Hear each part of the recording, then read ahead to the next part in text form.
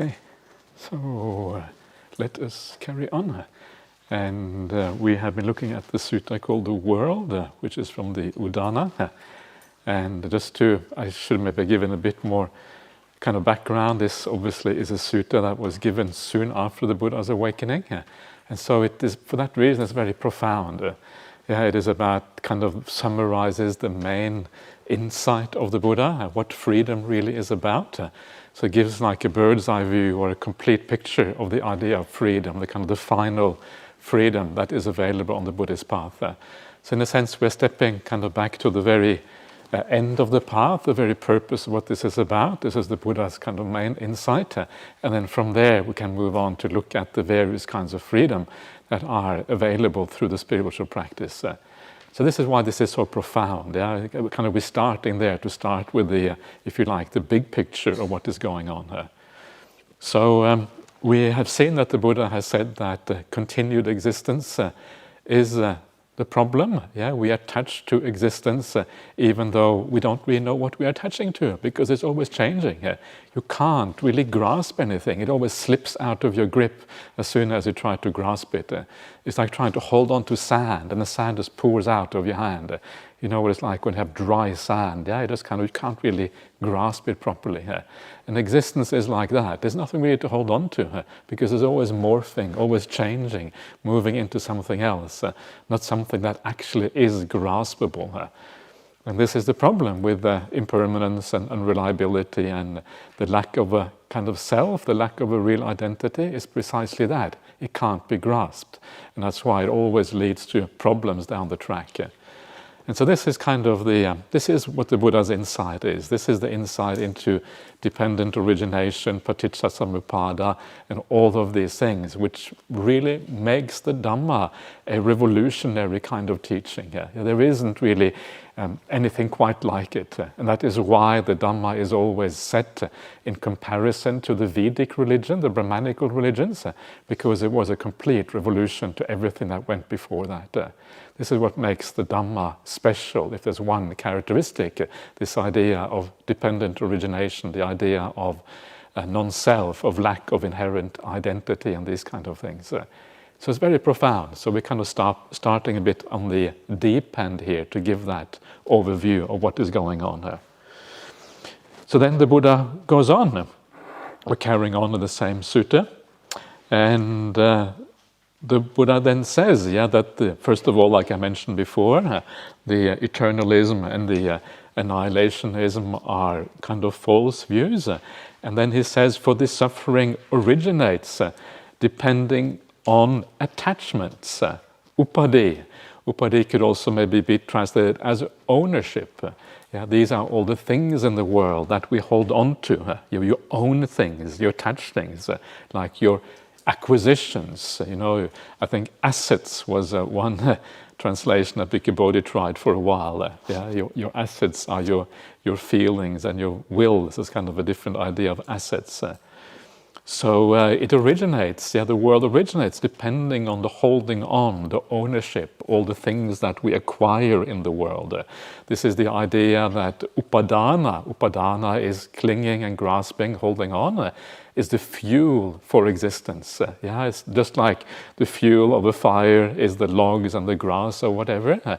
In the same way, the fuel for existence is our grasping. And as long as you are grasping, as long as you want to be somewhere, as long as you want to exist, you have a problem. That very desire to exist itself leads to existence. And even if you desire not to exist, that also leads to existence, because that's a kind of grasping. It's a grasping to non-existence. It's a desire not to exist. That desire fuels existence because it is a desire, because it is an attachment. And that's kind of this is one of the weird aspects of these teachings. So with the ending of all grasping, there is no origination of suffering. There is no rebirth. That's what it means. Origination of suffering in the Dhamma always is relates to rebirth. It's not a momentary thing. It's a rebirth, via rebirth. Just look at this world, mired in all sorts of ignorance, being creatures or beings delighting in existence, in love with being or delighting in existence, are not released from continued existence. Whatever states of continued existence there are, everywhere, all over, all are impermanent, suffering, and perishable. This is kind of the Buddha's insight. There is nowhere to go. There's nowhere to hang out. There's no way you can just relax. You just go round and round and round. And wherever you think you might find some kind of refuge, it's always false. It turns out to be hollow. There's nothing to hold on to in the world. There's only one way out, and that is basically through seeing the emptiness of all things and gaining that sort of insight. That is really the way out. So it's a very radical, the Dhamma of the Buddha.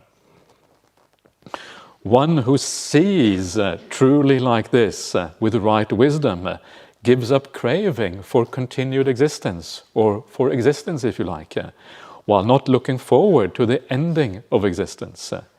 Extinguishment comes from the ending of all cravings, fading away and cessation with nothing left over. There is no further to existence for that mendicant extinguished without grasping.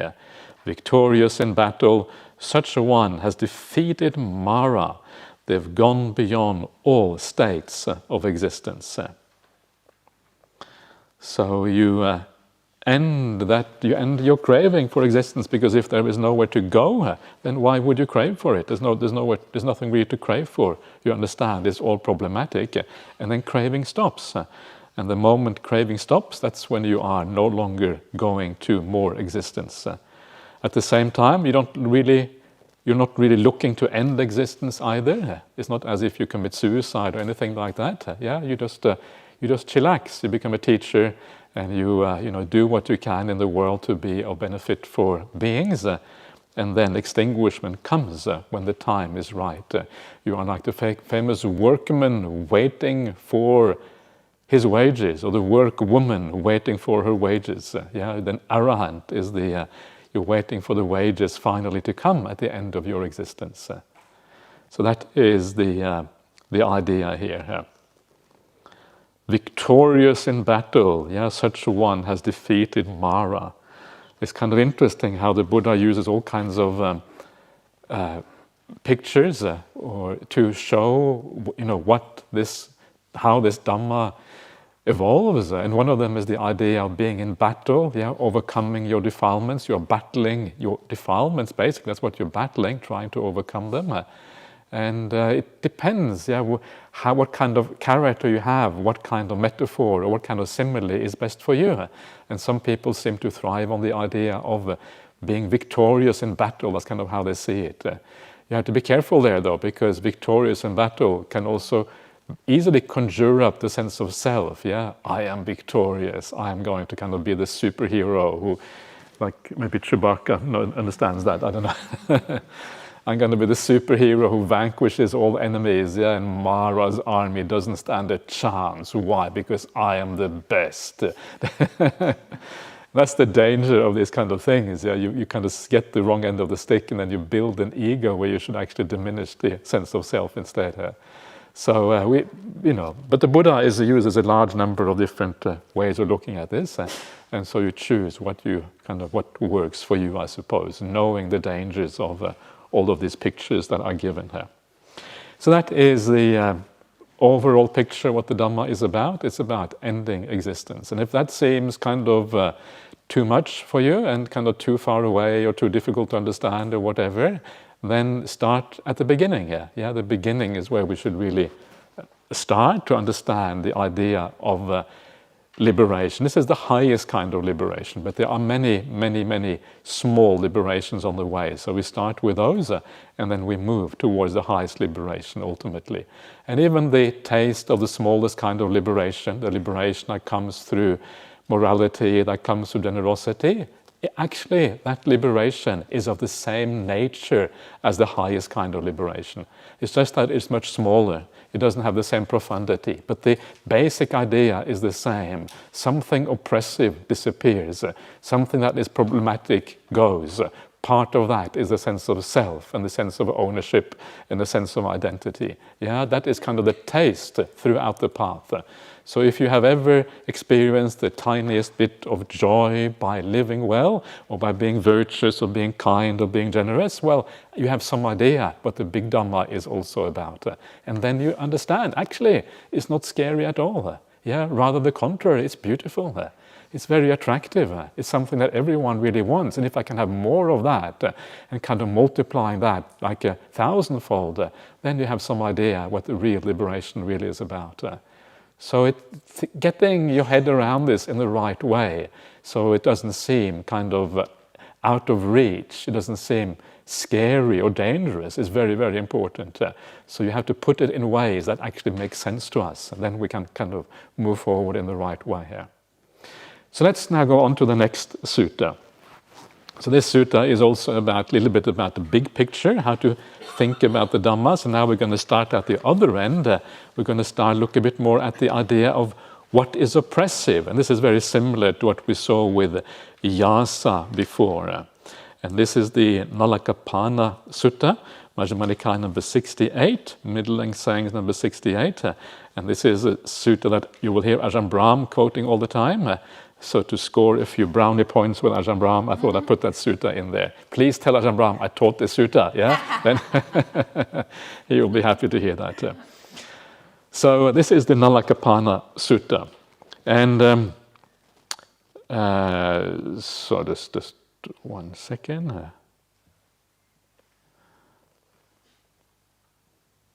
So at Nalakapana, so I have heard.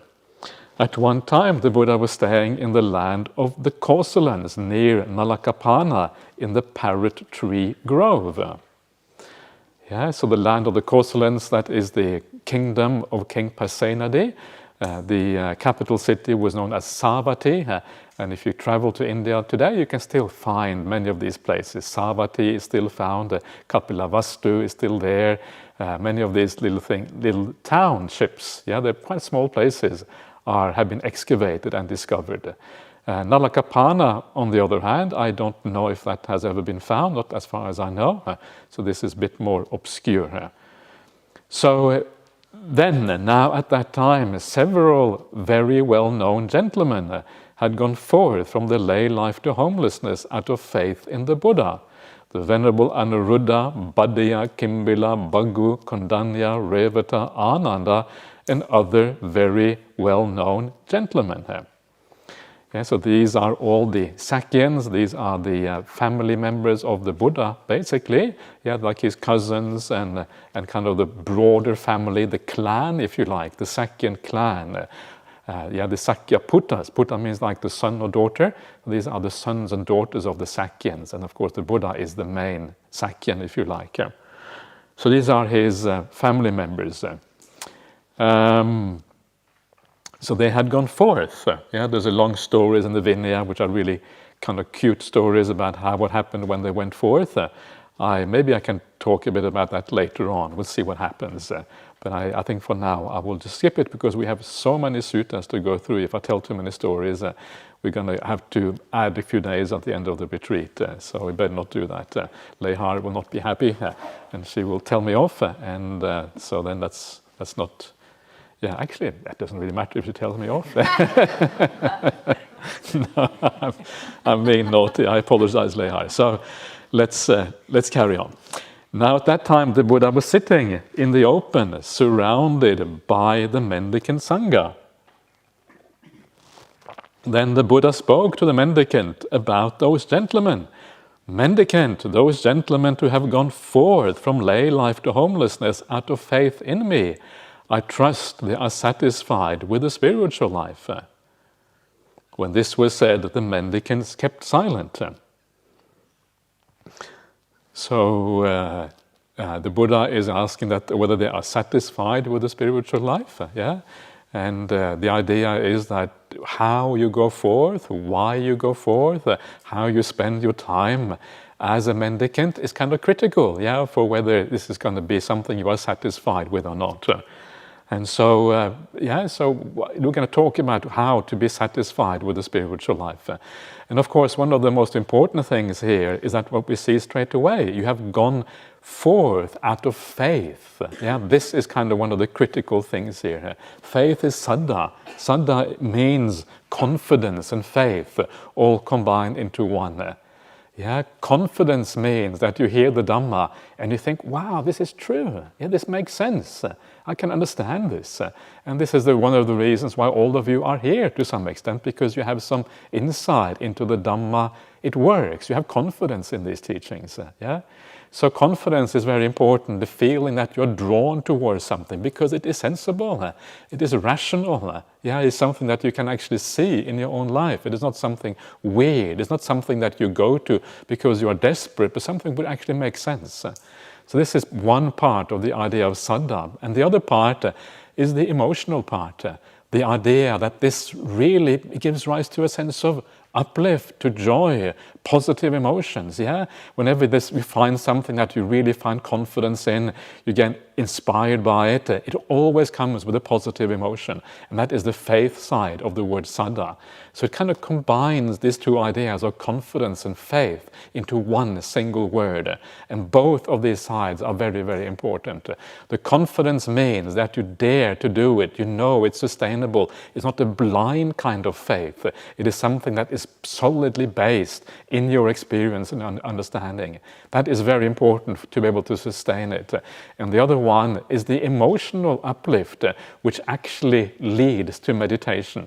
This is why we have in the suttas, we have these ideas of the Buddha Nusati, Dhamma Nusati, Sangha Nusati. The recollection of the Buddha Dhamma Sangha, it comes from this kind of saddha.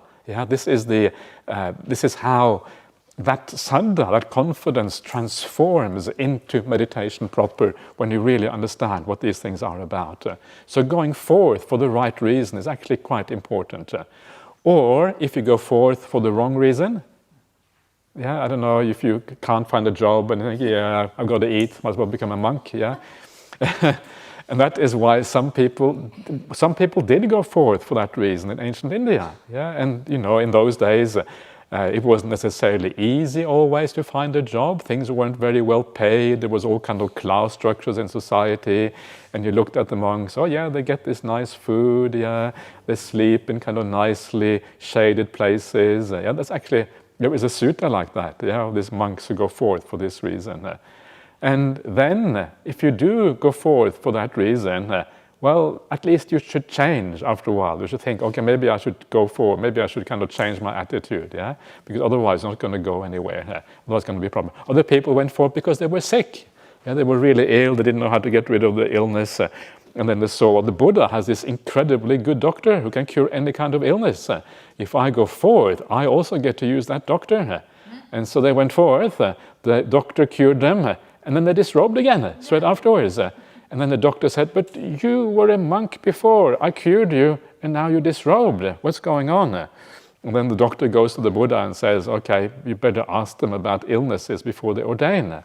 And so now, when you hear the ordination ceremony, you will always hear, do you have this kind of illness, that kind of illness? The problem is that those illnesses are the illnesses that were bad 2,500 years ago. And the illnesses now, they're not even talked about. So it doesn't work that well. So I think we have to kind of be a bit flexible with the illnesses there. So, anyway. So this is the idea of going forth for the right reason, and then you become satisfied with the spiritual life. And so the Buddha asked them, well, I hope these gentlemen are satisfied with the spiritual life. When this was said, they kept silent. For some reason, the Buddha is asking someone else, not asking directly. So not sure why that is, but anyway. For a second and a third time, the Buddha asked the same question. For a third time, the mendicants kept silent. Then it occurred to the Buddha, why don't I question just those gentlemen? Then the Buddha said to Venerable Anuruddha, Anuruddha and friends, I hope you are satisfied with the spiritual life. Indeed, sir, we are satisfied with the spiritual life. Spiritual life is the brahmacharya. Then the Buddha replies, good, Anuruddha and friends. It is appropriate for gentlemen like yourself, who have gone forth in faith from lay life to homelessness, to be satisfied with the spiritual life. Since you are blessed with youth in the prime of life, black-haired, you could have enjoyed essential pleasures, yet you have gone forth from lay life to homelessness. But you didn't go forth because you were forced by kings or bandits, or because you're in debt or threatened, or to earn a living. Yeah, this is sometimes what happens. People will go forth for the wrong reasons. Rather, didn't you go forth thinking, I am swamped by rebirth, old age and death, by sorrow, lamentation, pain, sadness and distress. I am swamped by suffering, mired in suffering. Hopefully I can find an end to this entire mass of suffering. So this is the reason you should go forth. Yeah, here you have the right reason. You understand that there is an issue, and because there is an issue, you decide to become a monk. And maybe you don't understand it fully, because the idea of understanding things fully is impossible before you become a stream mentor, but you have a sense that there is a problem with life. You have seen enough of life, seen enough in your own existence to understand that there is a real issue. And here you get an idea of the things that you have to contemplate in order to make this possible, right? So if you are already inclining towards that, this is the sort of thing that you would contemplate. You understand that you are swamped by suffering. Well, what is that suffering? Well, this is the suffering: rebirth, old age and death, sorrow, lamentation, pain, sadness and distress. Yeah, these are the contemplations that you do. And you will notice that this is very similar to the first noble truth. The first noble truth starts with very similar kind of thing: jati pidukkha, vyadi pidukkha, jara pidukkha, maranam pidukkha. Yeah, this is exactly that. You are mired in birth or rebirth, illness, old age, and death. It always starts out like that. And the first noble truth is really worthwhile contemplating, because it gives you an idea, very clear idea, how the Buddha thinks about suffering. And it starts out in this very simple looking way, starting with birth, old age, birth, illness, old age, and death. It starts out with that, And it is quite simple in some ways to understand that. And that, I think, is why the Buddha begins with these things. We all have a sense of what it means to be ill.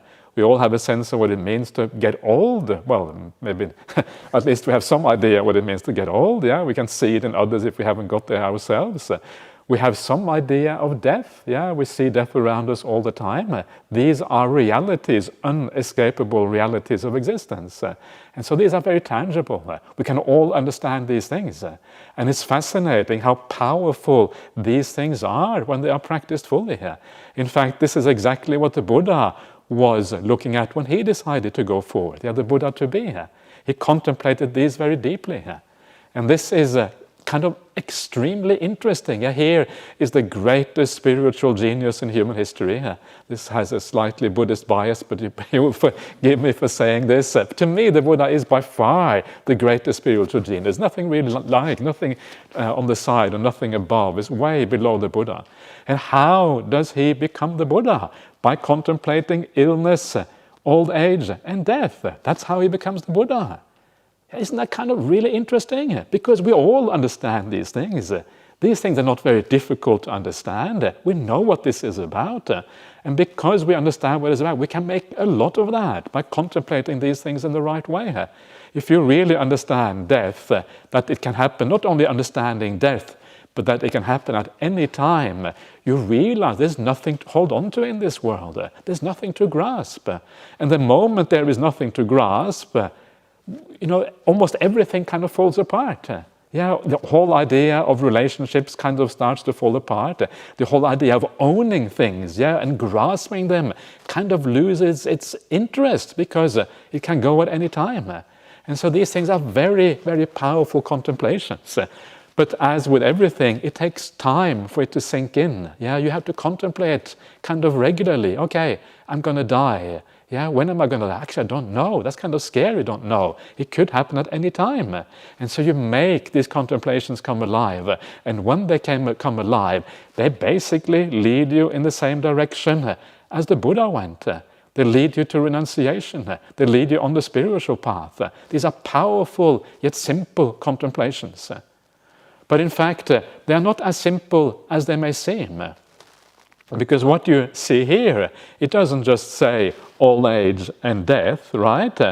It actually begins with something else. It begins with birth. And this is kind of the critical thing here. It begins with the idea of rebirth. The Pali word is jati. Often it is just translated as birth. But the fact is that in ancient India, every instance of birth is also rebirth. For them, rebirth was kind of a given in that society. Not everybody believed in rebirth, but it was generally kind of accepted, it seems. So jati actually means rebirth.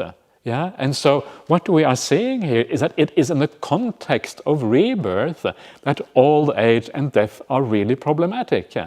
If you are just to die once and that's the end of the story, great, yeah, yay, out of suffering, no problem, dead, okay, this is the end of everything. Yeah. Happiness, joy at last. Yeah, that's kind of the Buddhist idea of things. But if you are going to have to die not only once, but again and again and again. You're going to have to get old again and again and again. You have to get cancer for the 1,000th time. It's enough to have cancer once, yeah. Heart disease, illnesses of various kinds. I apologize if some of you have some serious illnesses. I do not mean to take this lightly at all. In fact, I mean to take it very seriously.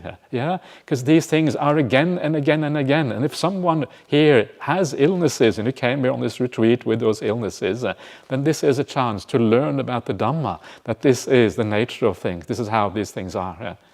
And so this is the real issue. It is not death that is the real issue. It is re-death that is the real issue. It is not old age that is the real issue. It is re-old age that is the real issue. It is the re-suffering, yeah, the going on and on like this. And so the idea of rebirth, standing at the beginning here, is what makes this whole thing so incredibly powerful. That is where the problem really arises. And so this is why rebirth is said to be a very important aspect of right view, because it puts everything into context. It makes this whole thing really powerful and really kind of makes it into something very special, something unique, when you look at it from that kind of perspective. So rebirth comes first, then come all of these other things, and then you start to see what is really going on here. So you are swamped by these things. So you... so you have old age, and then you have sorrow, lamentation, pain, sadness, and distress. And in the First Noble Truth, that is mentioned as you are separated from the things you like, and you are joined with things you don't like. Yeah, and you don't get what you wish for. Yeah, so all of these things are this kind of problem: sadness, pain, distress.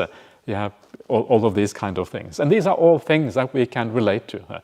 But then there is a deeper aspect of the First Noble Truth, and that is Sankitena Panchupadana Kanda Dukkha. In brief, the 5 aggregates, grasping aggregates, are suffering.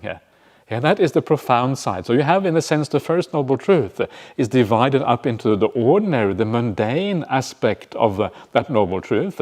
Even that mundane aspect is very hard to grasp because it is very profound. It includes the idea of rebirth. Yeah, for that reason it is very profound, but at least it is understandable.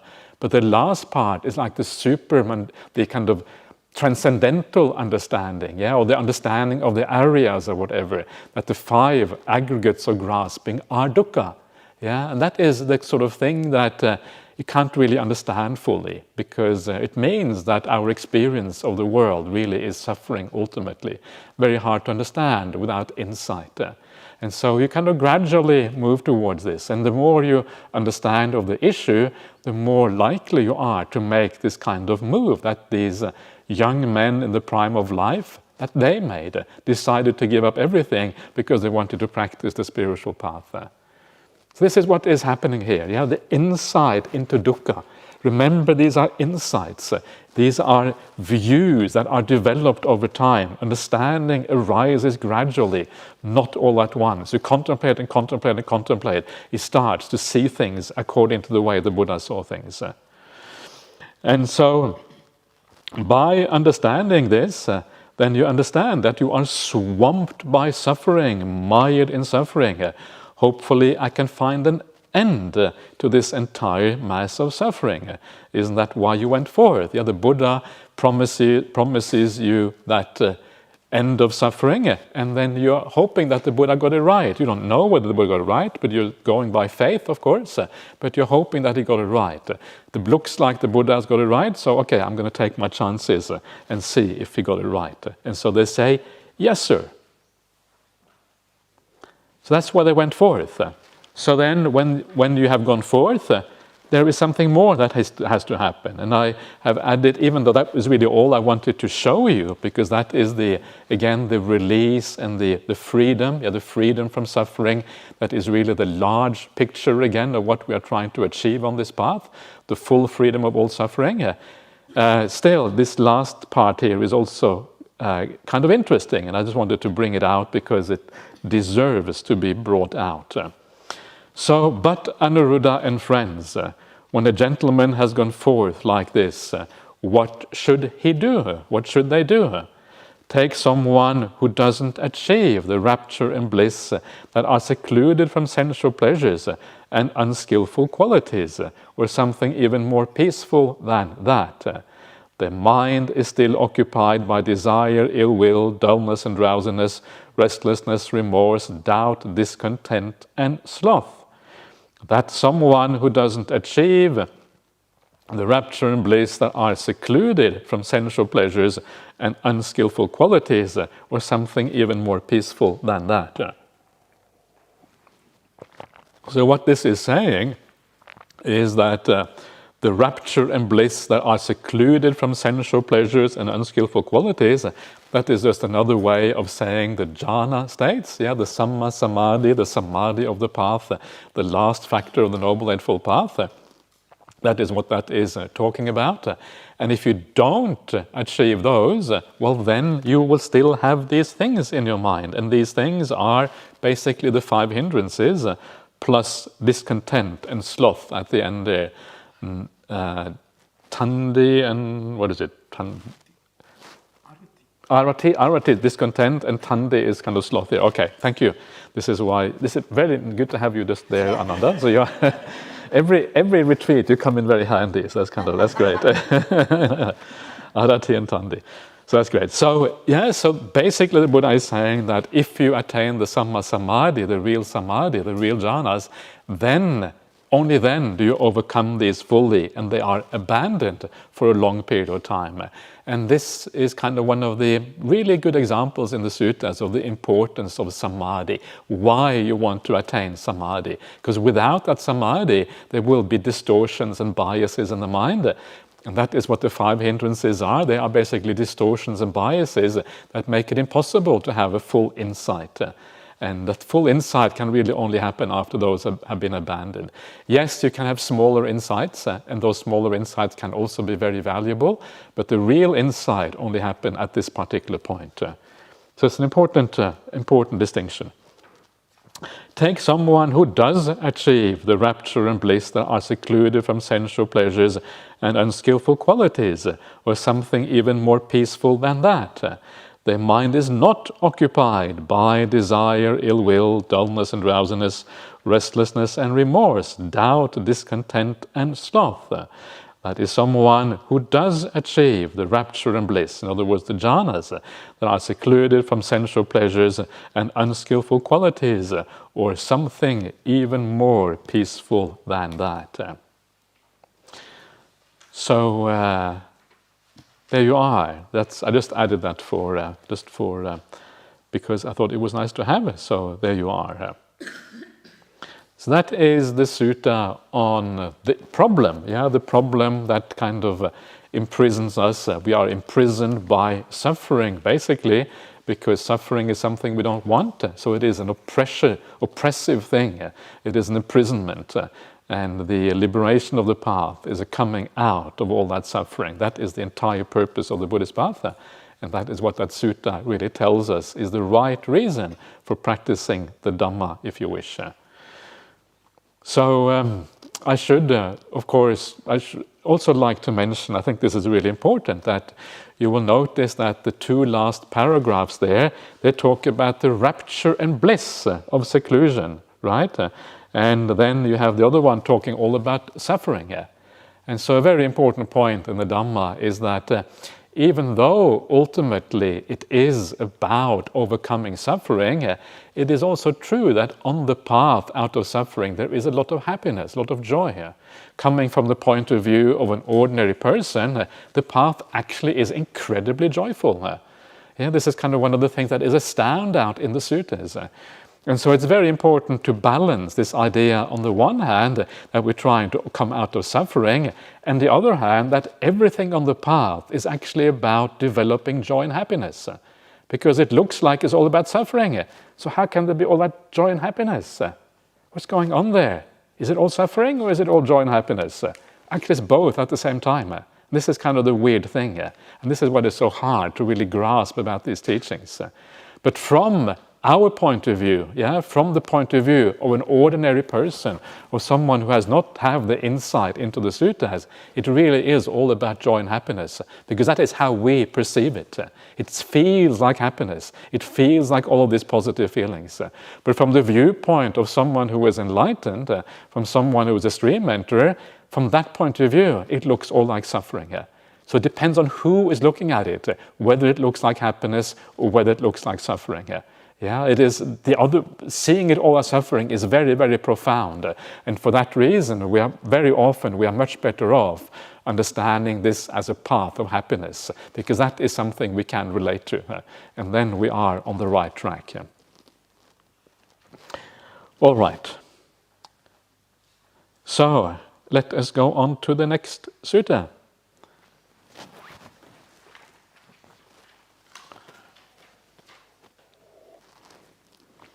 So this sutta is called rooted mulaka, as in the root of a tree.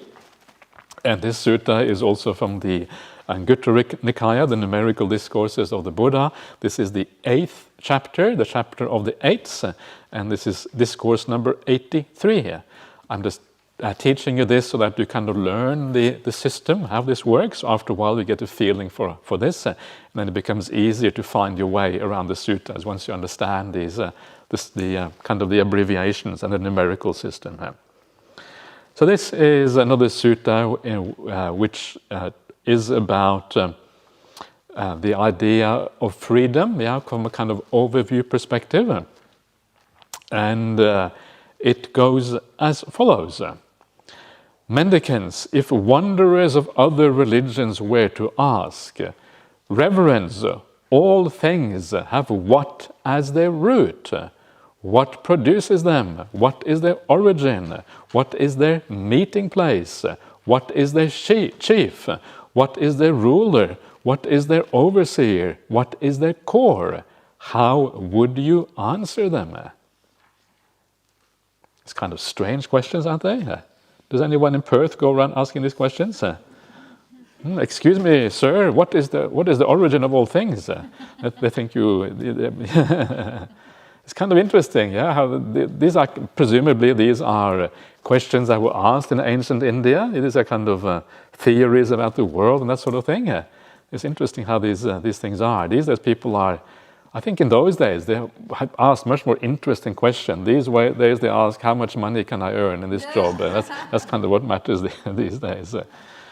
No, I'm simplifying. Of course, it was probably the same thing in those days as well, that most people were interested in material things, but then there was also a very large subsect of people who were interested in the spiritual path. And no doubt that was easier that time because there were less material things available. These days there is so much more. That obviously makes for a difference as well. So then they reply, our teachings are rooted in the Buddha. He is our guide and our refuge.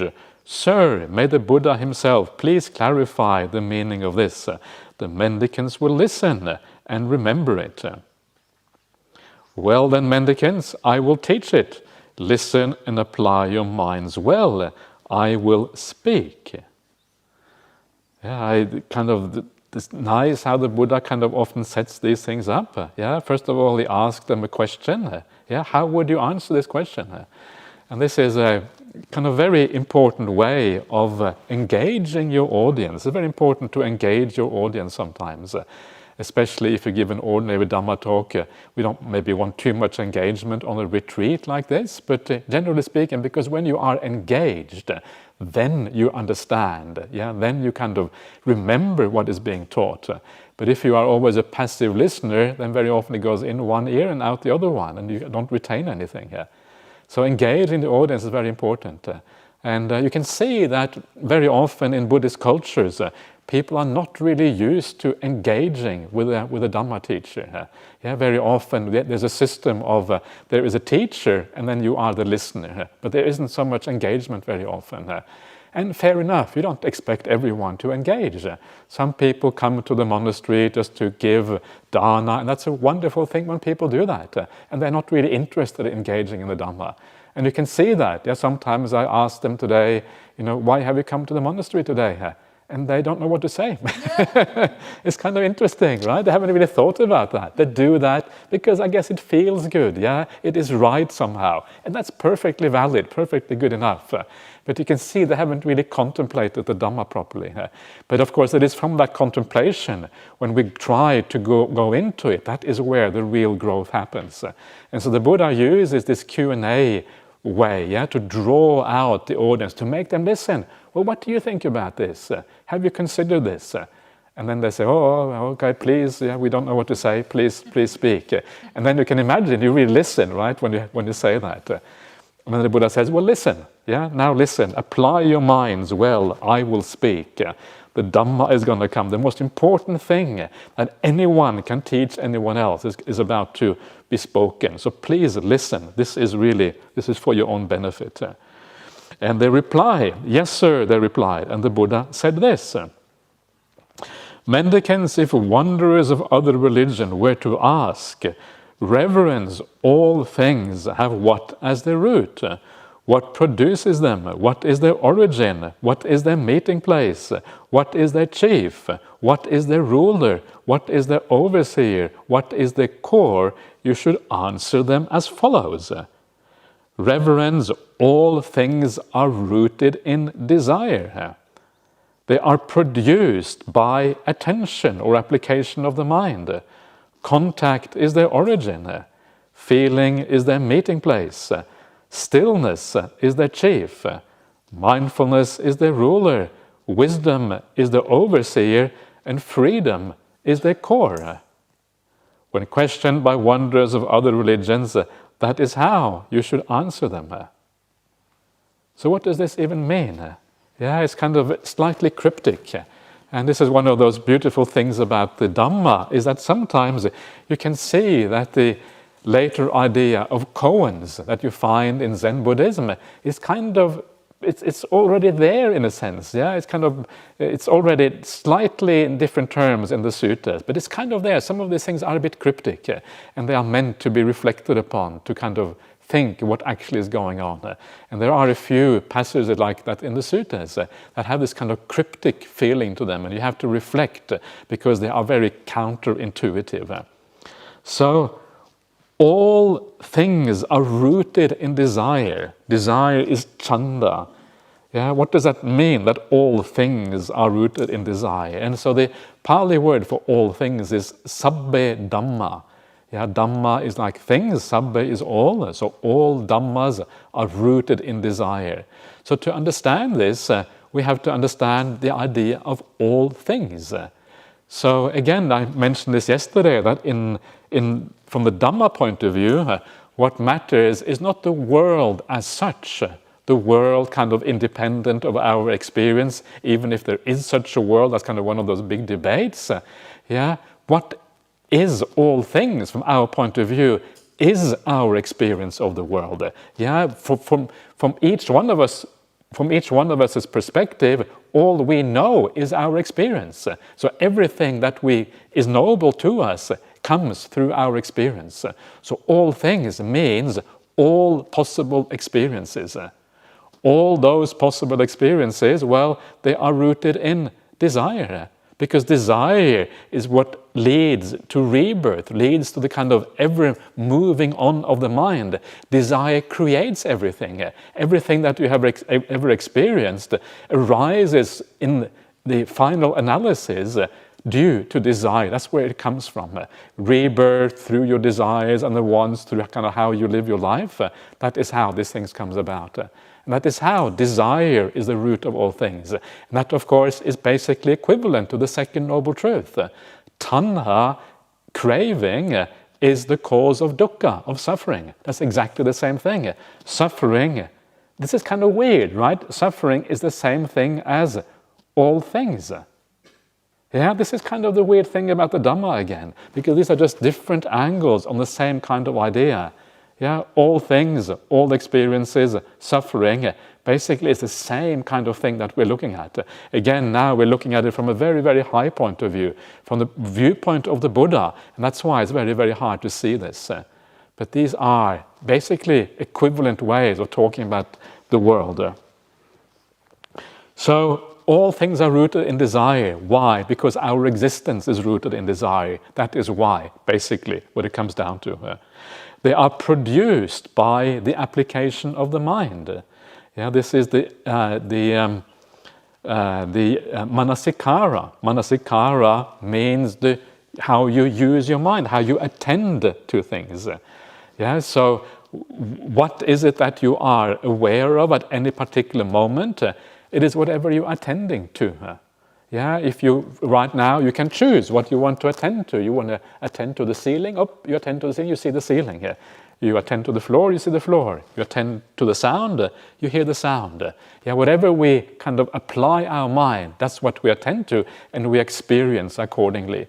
So all our experiences depends on where we place our attention. That's kind of obvious, but it's also an incredibly important point. Because it means that we are not the passive recipients of the world. The world doesn't just come to us. We choose what we want to be aware of. And of course, that is where the escape from the world becomes possible, because we choose what we are aware of and we choose how we are aware of it. Yeah, so you can be aware of something that is kind of will give rise to desire, or you can give aware of something that does not give rise to desire. You can be aware of something in a particular way that gives rise to anger. You can be aware of exactly the same thing, but in a way that gives rise to compassion. So what we give attention to and how we give attention to things is critical for how we experience the world. Yeah, and this is where the path of freedom from dukkha actually becomes possible, because we can make our attention work for us in a positive way. So all things, are produced by attention, and so how we attend then becomes really, really critical. Contact is the origin of all things, because when we attend in a certain way, we contact the world. Yeah, contact just means experience. The moment a moment of contact is a moment of experience, basically the same thing. It means that the I and the object and consciousness come together at one particular point. Ding, what do you see? You see computer. Yeah, that's kind of what happens. You see clock over here, etc., etc. Yeah, that's the moment of contact. All things depend on contact. Feeling is their meeting place. Everything meets in feeling. And what exactly does that mean?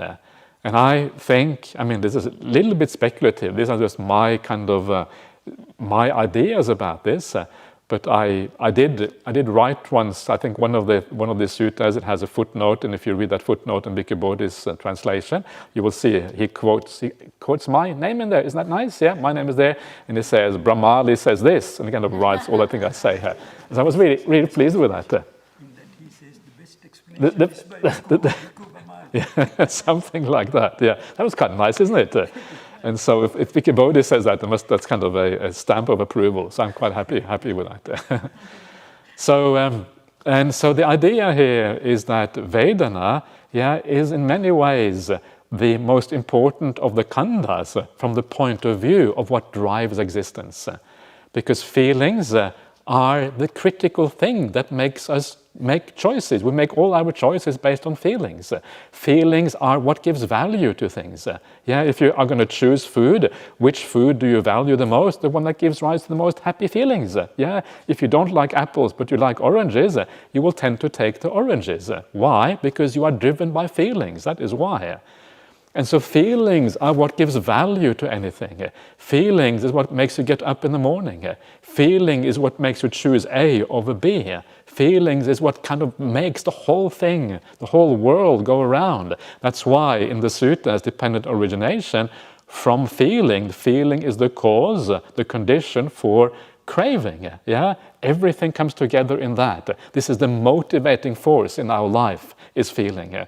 So if you take feeling out of the out of existence, well, then there is no motivation anymore to do anything really, and you probably would die straight away because there's no point to existence at all. And so feeling is kind of critical, and so everything comes together in feeling.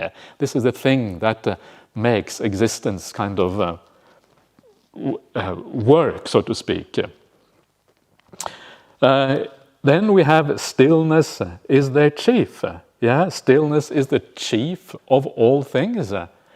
This is samadhi. Samadhi is the chief of all things. What does that mean? And what that means is that when your mind is still, when you achieve a state of samadhi, you are able to, you feel in charge of your life. You feel like no longer is the mind being buffeted around by the kind of all the objects that come to it. But no, you kind of stand back. You have a sense of overview. You're kind of standing back. You don't allow yourself. The mind is too peaceful, too stable to be buffeted around by all the impressions of the world. You feel in charge of yourself for the first time. And samadhi, when you come out of that samadhi, actually it's a very powerful way of feeling in charge of your life. You feel really aloof from the world. The hindrances are no longer there. And because the hindrances are no longer there, you become an observer rather than being a victim of the world. You become an observer of the world. Most people are victims of the world. They're not really in charge of their life because they haven't got mindfulness, they haven't got samadhi. But once you have samadhi, you feel like you are in charge. You're no longer a victim in the same way. That's why samadhi is the chief of all things. You cannot now decide what you want to think and decide what you don't want to think. You can perceive things in the way you want to perceive them or not perceive them in certain ways. You can use your mind with great flexibility. You find that in the suttas, it often says that when you come out of a fourth jhana, your mind is malleable, workable, supple. You can work your mind whatever way you want to work it. You are no longer trapped by the world in the same way. Samadhi is the chief of all things. And then we have the idea that mindfulness is the ruler. So mindfulness is not as powerful as samadhi, obviously, but mindfulness already, if you have very strong mindfulness, that also makes you feel like you are in charge. Sati adipateya. The adipati is like a ruler. So when you have strong mindfulness, again, you feel in charge of your life. The world is you're no longer being the victim of the world, but you make choices about what you want to do rather than being victimized by everything happening around you. Everything coming through the senses, always disturbing you. That doesn't happen anymore when mindfulness is really strong. And that feeling in control is very nice.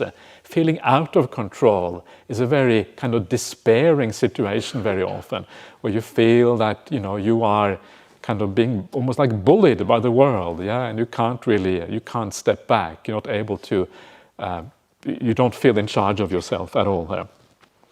And then we have wisdom is the overseer. So the highest kind of way of being in charge of yourself is actually wisdom, more so than stillness, more so than mindfulness, because wisdom means you understand exactly what you should be doing. You understand the dangers, you understand what is good for you, and because you understand it, you just don't go there anymore. This is why that is even more powerful than immersion and mindfulness. But then we come to the last one, freedom is the core of all things. And in many ways, that's the most mysterious of all of these qualities. What does it mean that freedom is the core of all things? It is not at all obvious what that should mean. Because what is at the core of all things? And of course, the point of the Dhamma is that at the core of all things, there is nothing. All there is emptiness. So the core of all things, when you kind of really bore down, is like in the suttas you have the simile of the plantain tree, the banana tree. The banana tree, if you cut it at the root and you peel off the layers, you get to the core, there's nothing there. And in the same way, the phenomena of the world, when you peel off the impermanent layers, you get to the core, it's empty. This is why the idea of sunyata, the idea of emptiness, is such a very important idea in Buddhism. So you get to the core of things, there's nothing there. And so the idea here is if you realize that core, if you realize the essence of all things, that there is nothing there, that is where freedom also lies. That understanding of emptiness, the understanding of corelessness, is exactly what freedom is. So this is kind of my understanding of what this means in this particular case. It's never really explained in the suttas what this means, so it kind of gives rise to a bit of, you can reflect on these things for yourself. But I think that is at least one way of thinking about it. So you can come up with your own way of thinking about the idea of freedom. Freedom is emptiness. That's kind of really interesting again. The whole world wants to acquire things. The whole world wants to hold on to things. We want to make more. We want to be the creators, the doers, all of these kind of things. Where the Buddha says, actually no, the best thing of all, the real freedom is not found there at all. The real freedom is found in emptiness. When everything just disappears, there's nothing remaining. Everything just peels away. And again, it is how you think about this that makes this attractive or unattractive. I don't know if emptiness is attractive to you or not, but if you think about it in the right way, it is actually a very beautiful idea. When you sit down in your meditation and you become a little bit peaceful, you are experiencing a little bit of emptiness. When the thinking kind of dies down and you're becoming more mindful, you're just aware of what is happening, that you are empty of thoughts, and how delightful that is. You start to understand what emptiness actually means. And then you go deeper in your meditation, and there's even more emptiness. The senses start to fade away. You start to feel joy, you start to feel happiness, and time just flies by. Someone just told me not so long ago, how time just disappeared in the morning meditation. All gone. Time just was gone. And that is because you are starting to experience precisely a degree of emptiness. When the joy and happiness come, they come because you are moving towards emptiness. Things are vanishing, things are disappearing. You're starting to see that the lack of things is far more beautiful than the presence of things. And when you look at emptiness in that way, you can start to understand what it is about. Instead of being scary, it is something very delightful and very attractive. And that is the right way of seeing it. Okay, everyone. So that is all for now. So we'll see you again at 7 p.m. this evening.